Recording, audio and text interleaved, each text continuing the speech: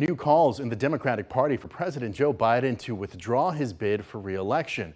Austin Congressman Lloyd Doggett today became the first Congressional Democrat to call for Biden to drop out of the race, asking Biden to, quote, encourage a new generation of leaders. KXAN's Capitol correspondent Monica Madden sat down with Doggett one-on-one. Tonight, a growing number of Democrats calling for a new presidential nominee.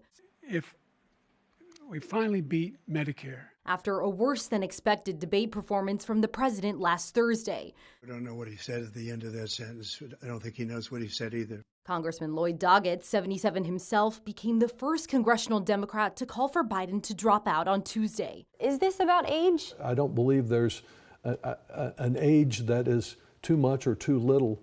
I'm more concerned about what I saw and what the American people have seen in recent months, and the fact that many people just don't have confidence in this president that we need to have in order to stop Trump. But Doggett says he's been thinking about this long before the debate. Has this been something that has been of concern to you for a longer period? It has been, and if I have any regret, it is not having spoken up earlier about this. Shortly after his statement, San Antonio Democrat and former HUD Secretary Julian Castro echoed Doggett's calls. I believe that there are stronger options out there for Democrats. We have a stable of folks that I think could do a better job, including Vice President Harris. But not all Texas Democrats going as far. The debate was rough, and I'm going to rally behind whoever it is on the ticket, be it President Biden or someone else. A party running up against the clock with a little over a month before officially choosing their nominee.